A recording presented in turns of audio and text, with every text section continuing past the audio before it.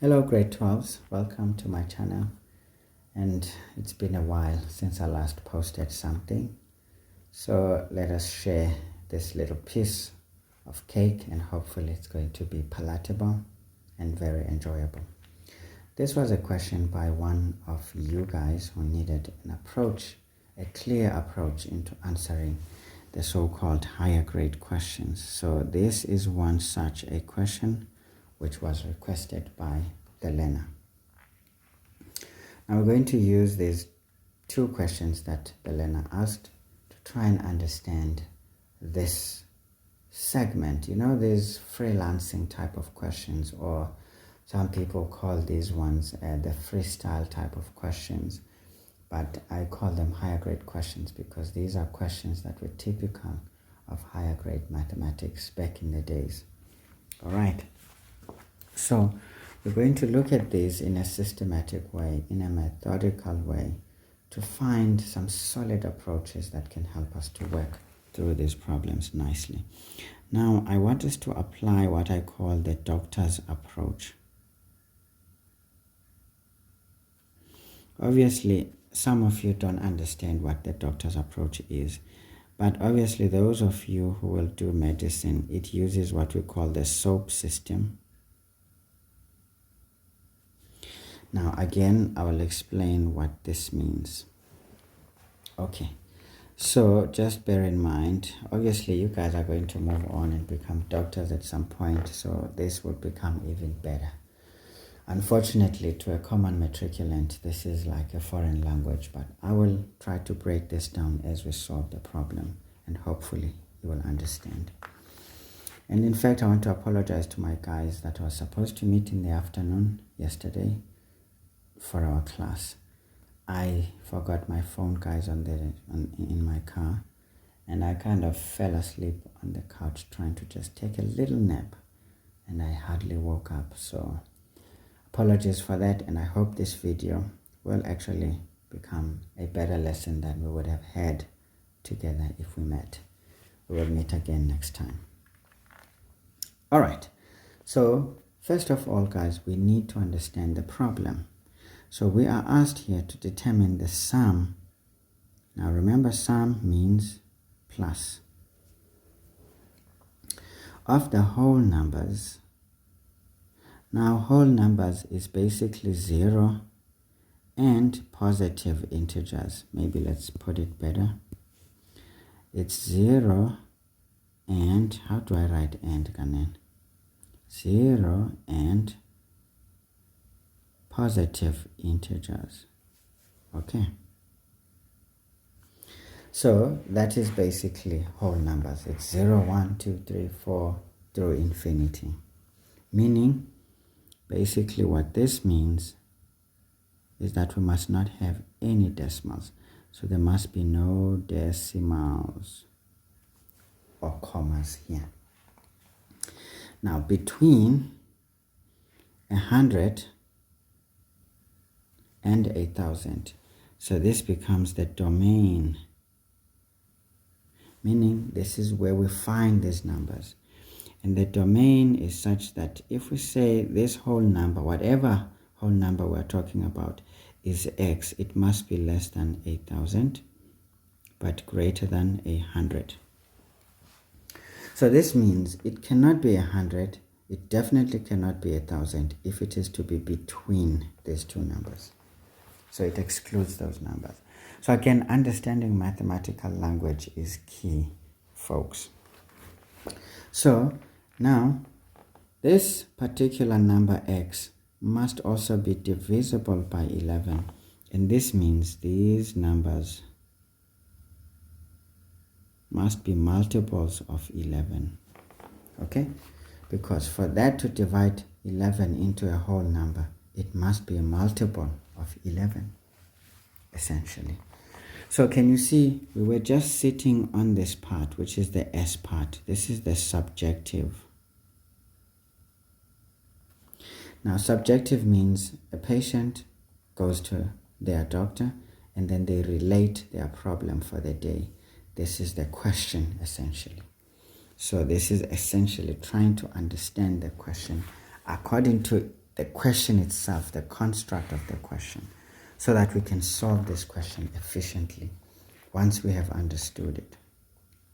Okay, so guys, this is very important that we look at these problems and essentially understand what we're trying to do and fix the problem eventually. So let's do this 2.2 systematically. Now, what do we do here, guys? Of course, let me outline some steps that need to be taken now that we understand the question itself. So what must we do? So basically, guys, there's a few little thought processes that we need to go through. First, we need to find the first three numbers or first three terms, okay? And the last number or the last term. Now this helps us to essentially express the series, right? Because we can then understand the characteristics of that sequence or series that we get, okay? Be it quadratic, be it geometric, be it essentially arithmetic. Usually the geometric and the arithmetic are important. I mean, they are the common ones, but sometimes you may be surprised with a quadratic one. So be capable of thinking about how one would go about solving a quadratic series, especially if it is long. All right? So we need to find the number of terms in the series, especially for long series, because shorter ones we can just essentially add the individual terms directly and get our answer. And then obviously we need to solve accordingly. This would depend on the type of sequence or series that this framework belongs to. So this is the thought process that can come naturally if one practices this thing methodically and approaches questions systematically. Now let's see, how do we then follow on our subjective? Because remember, the subjective is the story. We understood the question. Now when we go through these processes, we are essentially on the objective, because this will help us to find solutions. Again, this is a big word. It has many facets to it. Inspection, examination, investigations, and a whole lot of other things that one would consider, because a doctor, after listening to you, they confirm this by getting objective information that relates to that subjective presentation, so that we can make an assessment, okay? And from the assessment, we would know how to treat, isn't it? Now, let's go through this stepwise. Now, what do we do here, guys? We will see that essentially we need the series, because we know that we are adding. So the series is in this manner. Now, we can see that 100 is literally 10 times 10. But we want 11 to play a part, and we would simply just say 10 times 11. And what does that give us? It gives us 110. Because if we say 110 divided by 11, it gives us 10. And 111 is greater than 100. So that would be our first term. Because what did we say? This must be multiples of 10. Plus, the next one is going to be 11 times 11, which is 121. Right? At least the third one would be 11 by 12. This is 132. Again, guys, understanding the times tables is important. It can save you a lot of pain, but the calculator is there for you. Now we need to find the last term. Now the last term can involve a little bit of trial and error. Now we can see here we're saying 11 multiplied by some number. Now let's just pick, 20 for example. That would be 220. That's small. But let's continue with jumps of 20. Then we say 11 by 40. We get 440. Say 11 by 60. we get 660. We're getting closer. 11 times 80, we get 880. We are very close. So 11 times 90, because it cannot be 100, right? Right, so that gives us 990. That's very close to 8,000. So this is probably the last one, but we need to confirm it, because the last term can be very tricky. We need to confirm that it is so. So now let's say 11 times 91, just to see. That gives us 8,001. So this is greater than 1,000. So definitely 990 is the last one. So you can see here there's a lot of things to consider before proceeding. Now we will see that, okay, we want to understand what sequence or series we are dealing with here. Obviously, the first check is to check whether this is arithmetic or geometric, right? Because those are the common ones. So 121 minus 110. 1 minus 0 is 1. 2 minus 1 is 1. So that's 11. 2 minus 1 is 1. 3 minus 2 is 1. So that's 11. So we can see we've got a common difference. And if we've got a common difference, what does that conclude? It concludes that the series is arithmetic. Okay, with the following characteristics. We know that this is going to be a of 110 with the common difference of 11, and the last term, that is essentially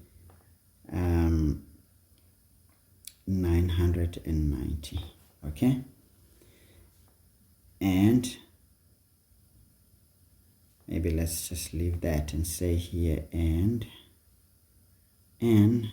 Now n means the number of terms, such that Tn is equal to a plus n minus 1 into d, because we saw that this is arithmetic, and this would imply that 990 is equal to 110 into n minus 1 times d, which is 11. Okay, then we FOIL any brackets, Bodmer style, isn't it? Oops, making mistakes, guys. Plus, here we will have 11n minus 11. Then we isolate 11n is going to be equal to 990 minus 110, that is 800 and 990 minus 10, that is 980. Wait a minute, what am I saying here? 990 minus 110, that's going to be 800 and okay, let's just first sort these ones out. 110 minus 11, that's 99, and then we take it from 990, it gives us 891. Right. So 990 minus 99, it's 891. Therefore, our n, when we divide by 11, is going to be 81. Right. So, essentially, we now have the number of terms. But obviously, guys, this step can be done rather quickly. But now, shorthand techniques can horrify a student who's not careful.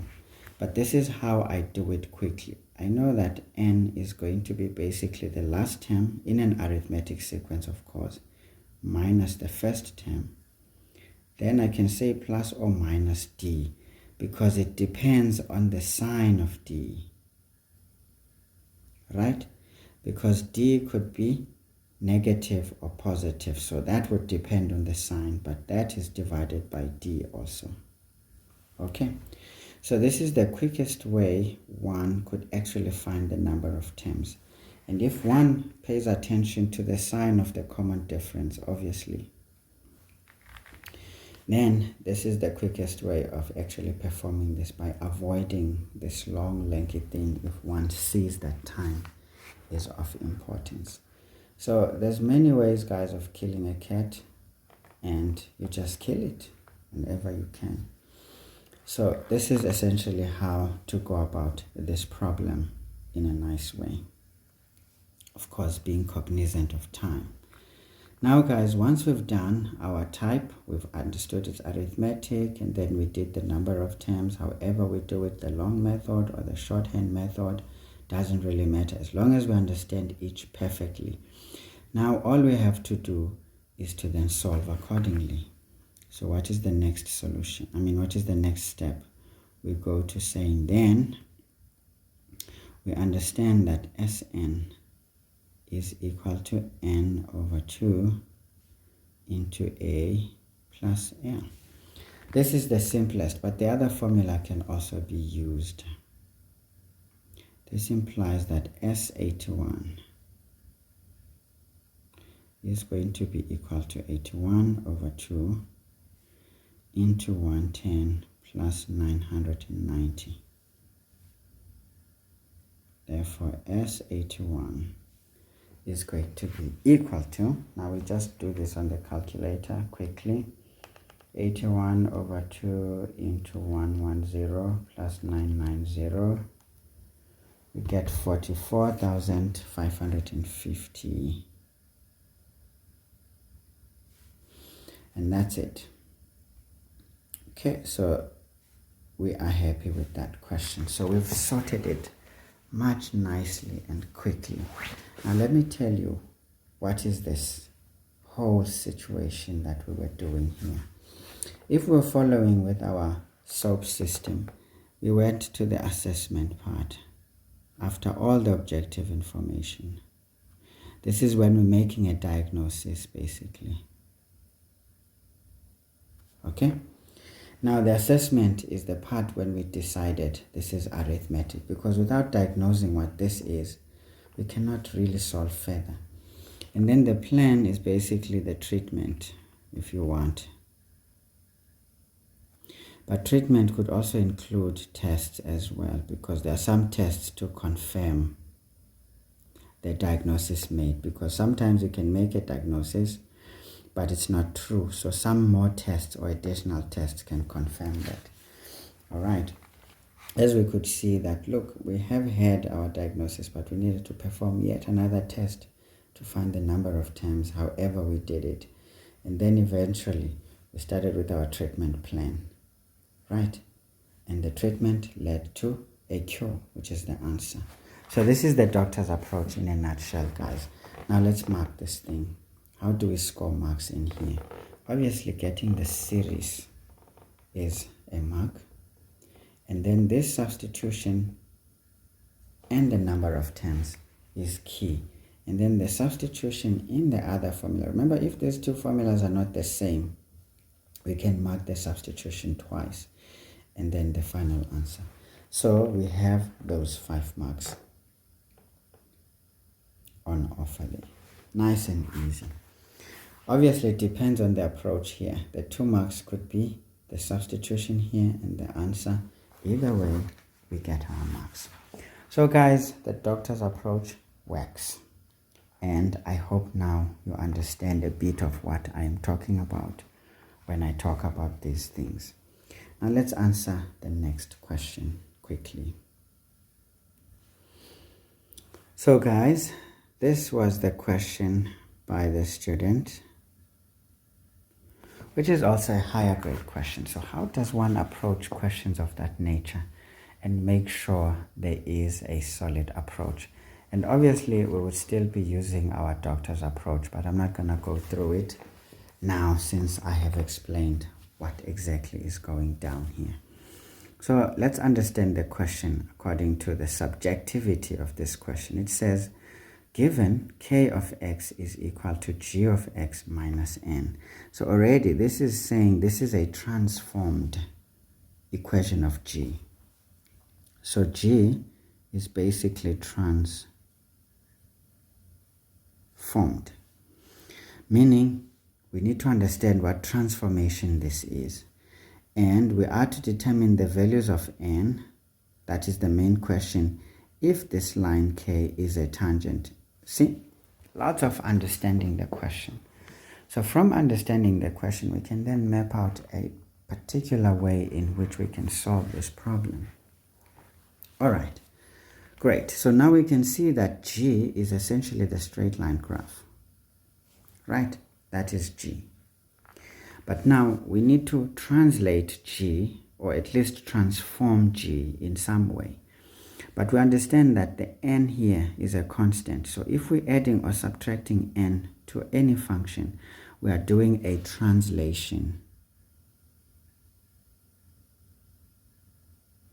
which is also known as a shift. Okay, so basically, how are we shifting this graph? Now, we need to shift the graph of G so that it becomes a tangent to the function f, which is the parabola. Now, the question is, do we take G up? If we take G up, perhaps it sits all over there. But now, remember the parabola is still continuing, so we will be meeting the parabola at that point and that point. So, meaning tangency is such that this line becomes or comes into contact with the parabola at only one point. So if we move it up, we'll always intersect the parabola at 2 points. So that translation does not work. So it cannot be an upward translation. But what about a downward translation? So again, let me tell you something here. For example, if we're going to move this graph down, which point would actually give us what we want? Now, pay attention that, remember, T is actually passing through the axis of symmetry. So now, is this point going to be to this side of T, outside point P, or is it going to be this side of T, between T and E? Where should this point be? Obviously, if we move point P down, we would still have a second. Maybe further down, maybe we'll end up with a don'ts. Further down, we can end up with that. But now this doesn't really help us because we need something that we can see nicely. So that means we need to choose a point to the right of T, but to the left of E, because then if, for example, we choose a point here and say this is the point, and we want to translate this point down onto the graph of the parabola, we can then picture a situation where the graph is actually tangential. So this becomes our port or point of tangency, right? Because then we can see that this graph of k, because this would become the function k, which is G transformed. This becomes k, and it essentially touches the parabola at only one point. So again, you see, understanding the region of what point could give us what we want is very important, because others are very vague and they don't help much. So you want something that helps much. So maybe let's choose a different color for that transformed point, so that we can show that we actually took it down. So we're taking this point down to the port so that we can get what we want. And obviously this point is basically x and y, whatever that is. And also the port is x and y. We don't know what that is. So essentially, guys, you see, working on the diagram and working on the sketch and understanding the sketch helps a lot in trying to find the right approach to solving this problem. So now that we understand what we are dealing with, then let's try and put this to the test. This is when we're using our objective so that we can make a diagnosis. So we are given here that k of x is basically g of x minus n. Now let's understand something here. What does this situation mean? This situation essentially gives us information that essentially this represents a vertical shift of the graph of G. Now this could be up or down depending on the actual value of n, just neglecting that minus before it. Why do we call this a vertical shift? Because it actually affects the y values of that graph. It doesn't affect the x values much. So this is the understanding. So can you see, guys, as we go through the process, we start to understand exactly everything that we need to do. All right, not a problem. So let's then understand something that from above,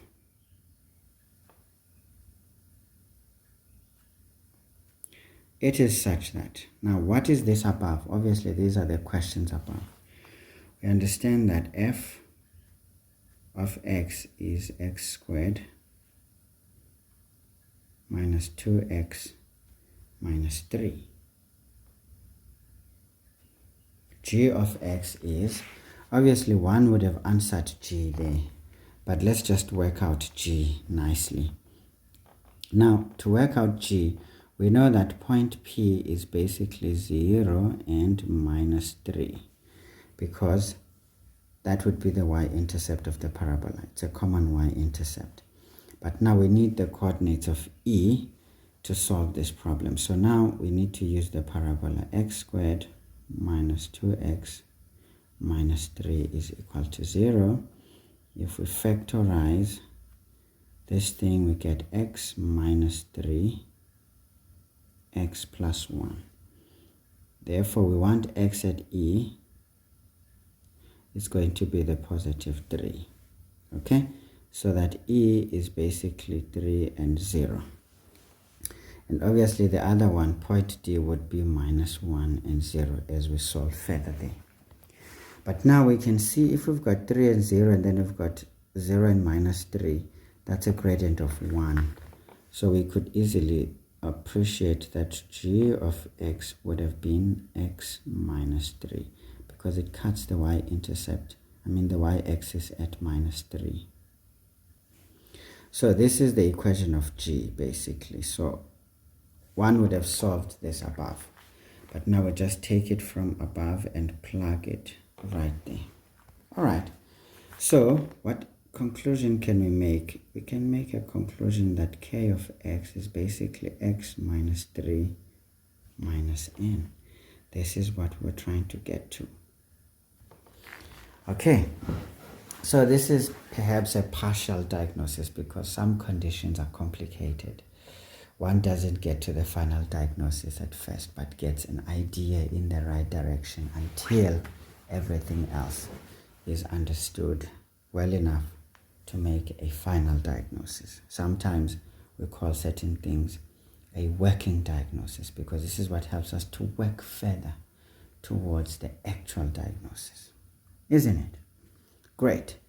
So guys, a systematic approach always helps. Now what can we say? Well, we understand something that at the point of tangency, this is now in general, guys. Remember, at times we use our notes, our knowledge, to then figure out what areas must we look at in the given problem. We know that at the point of tangency 1, we will understand that the graph of f, of course we try to use the picture clearly here, but trying to use it in a more basic conceptual thought, so to speak, must be equal to k of x, right? Because they only intersect at one point. So meaning this graph, this composite graph,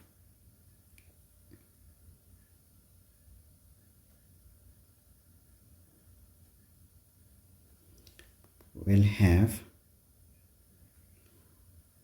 only This means equal roots. Because we can see that this is quadratic, so it would end up with 2 roots, but they should be equal. Right. Right.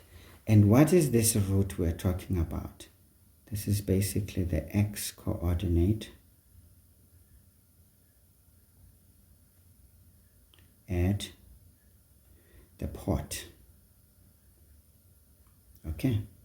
Perhaps we should just explain ourselves. When you say point, I mean point of tangency. So whatever terminology, guys, you use, somewhere you must have introduced it somewhere so that we don't get lost as to what are you doing and what are you talking about. So we know that those two graphs have the same y value at that point of tangency, and they actually also have the same x value, which is what we call the roots.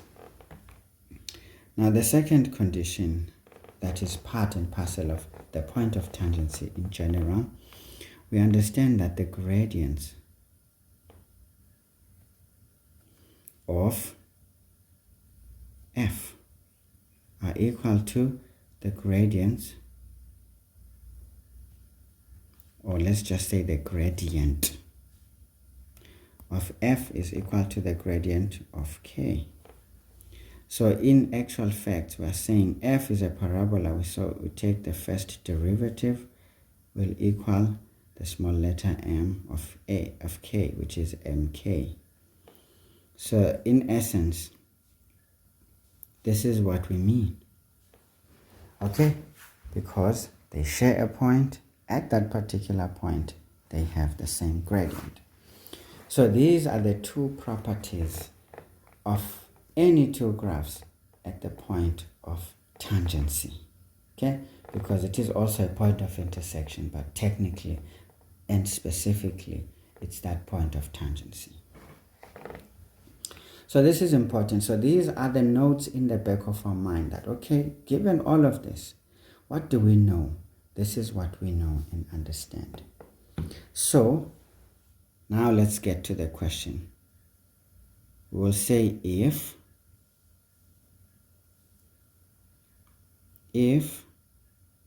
k is a tangent to f, it is such that. Now guys, we're getting to the problem. What do we know? Now we can choose any one of these parameters. So another student will actually choose this parameter. Let's see if it helps us. Now one would decide that, okay, I understand that f of x is equal to k of x. Pretty interesting stuff. So what is this going to? This implies that x squared minus 2x minus 3 is equal to x minus 3 minus n. But now the highest order power there is x squared. So what does this mean? This essentially means that what we have now is a quadratic equation. It's quadratic. But now with quadratic equations, we must write in standard format before we can solve further. So x squared, we transpose x, we get minus 3x. We then write the rest, n becomes positive, it becomes 0. So the step here is to write in standard form. Okay, so guys, I'm just taking you through the steps. Of course, I know this is annoying because obviously we can say then for equal roots, it is such that, remember, we needed to use this property of equal roots. This property of equal roots comes into effect for the composite graph.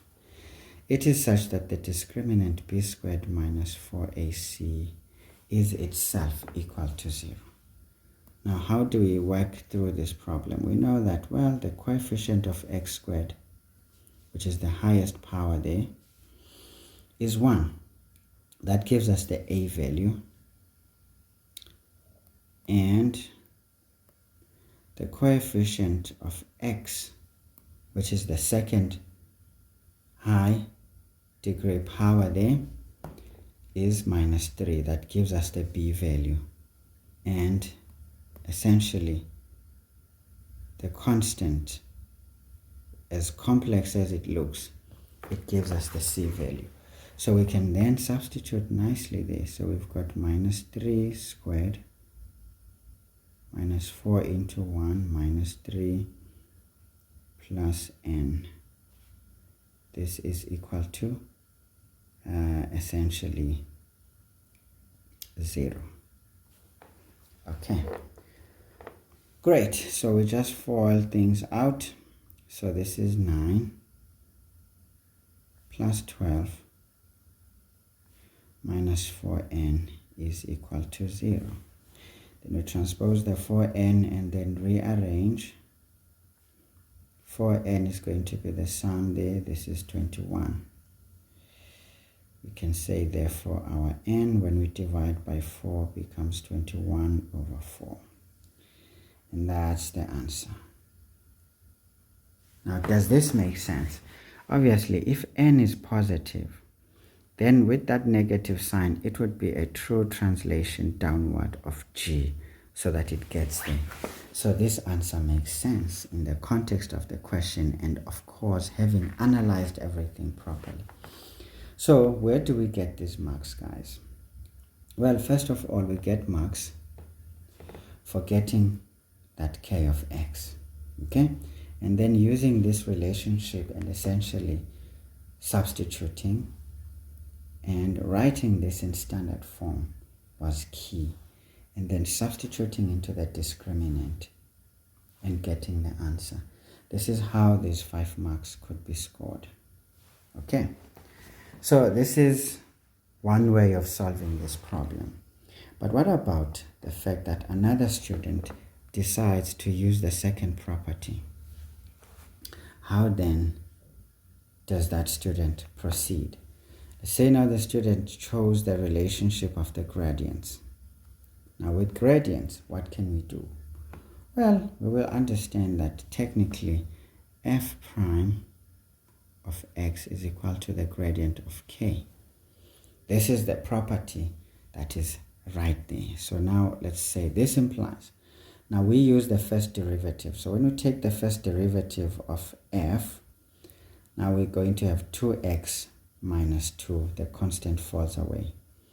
So this is basically 2x minus 2 is equal to, now what is the gradient of k?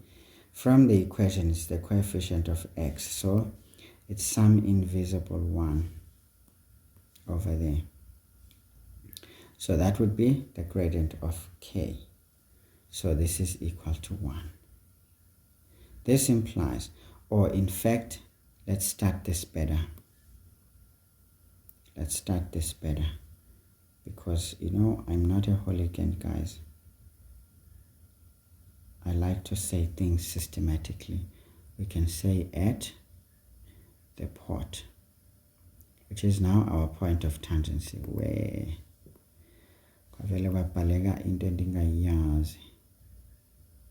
it is such that f prime of x is equal to the gradient of k, and this implies that we do the derivative there and we substitute, and then we go on and say, okay, all right, okay, this means that 2x is equal to 3. Therefore x is basically 3 over 2, which is 1,5.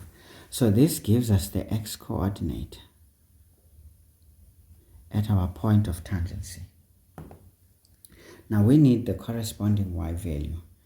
We can say also, we understand now that basically we use the equation that we have in full.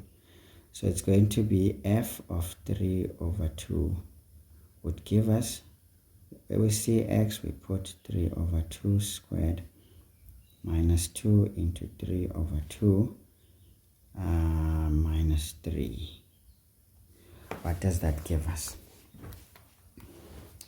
So let's do it. 3 over 2 all squared minus 2 into 3 over 2, that minus 3. It gives us a minus 15,4. Minus 15 over 4. So does that make sense, guys? Yes, it should. Because can you see we decided that this is above the turning point. Do you see the turning point is 1? 1,5 is just ahead. So we know the region we chose is correct. Again, it's a point in the fourth quadrant. The x-coordinate is positive. The y-coordinate should be negative. So this makes sense. In fact, if we can look at it, this is a point just above t. T is minus 4. You see, 15 over 4 is essentially 3,75. That's a number less than 4. So this point makes sense. So finding the port is key, because we can therefore define the port and say, therefore the point of tangency is basically 3 over 2 is to minus 15 over 4. It is important. So again, how do we use this? We can answer the equation and say,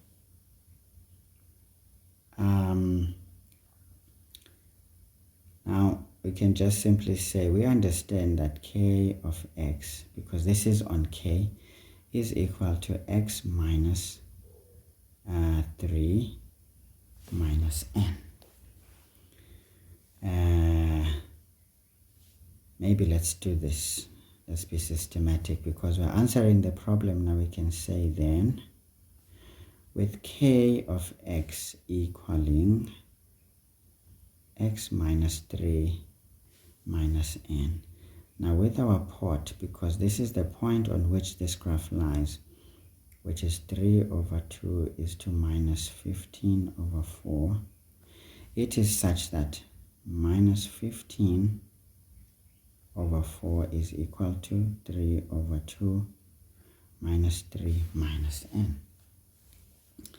Now this implies we take n to the other side, it becomes positive. It's going to be 3 over 2 minus 3. We transpose this, it becomes 15 over 4. Therefore n is, let's see, 3 over 2 minus 3 plus 15 over 2. At least you guys have got calculators that are great. No. Wrong calculation. I was surprised the answer looks horrific. So this is basically 9 over 4. Okay, so this is 9 over 4. Now the question is this the same as 21 over 4? Well, I don't know, guys, but yeah, it looks like it. It looks like it. What am I supposed to do now? Yeah, I leave it like that. Let's see, this is 2,25, but 21 over 4 is 5,25, so there's something wrong. Something is not right in our approach. So it means, as much as everything made sense, something is not right. Something is not adding up, guys. So my most likely issue here is with this calculation. All right, I don't know what happened. So guys, we're getting different answers. These answers are not the same, so something is wrong. But the first derivative from this is correct, so this is all correct. Now let's look above. Maybe we performed some wrong gymnastics. Here we equated the 2, then we transposed x, and then we transposed n. we're missing this 3. This minus 3 is missing. So that's the problem. Okay. So it means this one needs adjustment. This whole thing is wrong.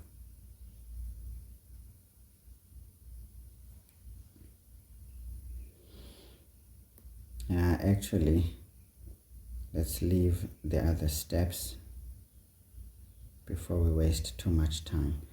What needs adjustment is this equation here. So this implies that we've got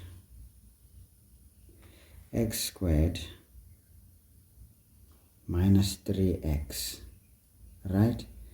And then here plus n equal to 0, because minus 3, when it crosses, it becomes a plus 3. That 3 disappears. Okay, good. And then obviously what we've got here is that the coefficient of x squared is 1. The coefficient of x is minus 3, and the constant is n. Okay, so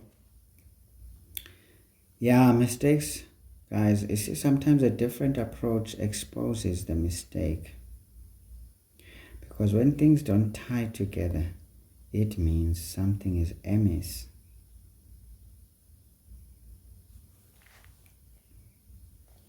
So this is basically 9 minus 4n equal to 0.